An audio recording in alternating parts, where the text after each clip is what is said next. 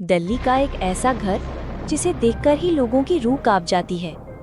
Greater Kailash की posh गलियों के बीच एक बंगलो, हाउस नंबर W3।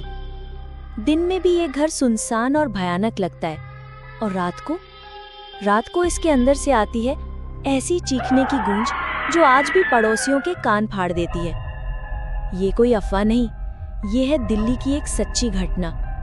और आप देख रहे हैं माइंड टेल्स, जहां सच सपनों से भी ज्यादा डरावना है। 1970 की बात है। तब ग्रेटर कैलाश दिल्ली का नया कॉलोनी था, जहां बड़े अफसर, बिजनेस फैमिलीज और अमीर लोग रहते थे।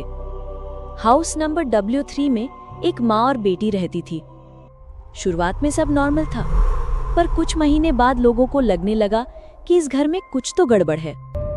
माँ और बेटी लोगों से मिलना जुलना बंद कर चुके थे। घर का दरवाजा दिन भर बंद रहता और रात के टाइम चीखने, चिल्लाने और कुछ और अजीब आवाजें सुनाई देती थी। पड़ोसी समझते थे शायद घर में कोई लड़ाई चल रही है, पर दिन के वक्त घर फिर भी एकदम चुप रहता, जैसे कुछ हुआ ही ना हो। फिर एक दिन माँ और बेटी अचानक गायब हो गए। ना बाजार में दिखे, ना किसी रिश्तेदार के यहाँ। दिनों हफ्ते बीत गए, लेकिन उनका पता नहीं मिला।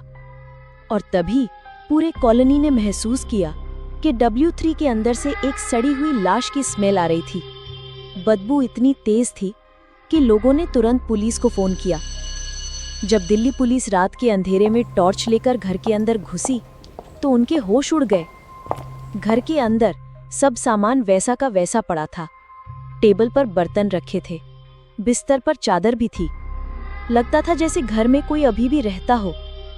पर एक चीज अजीब थी, बाथरूम की दीवार पर एक नई प्लास्टर की लेयर लगी थी।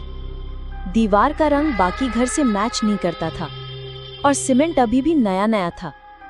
पुलिस को शक वहीं से हुआ, और जब हथौड़े से दीवार तोड़ी गई तो जो सामने आया उसने सबको हिला दिया। दीवार के अंदर एक माँ और बेटी की लाश चुनी गई थी।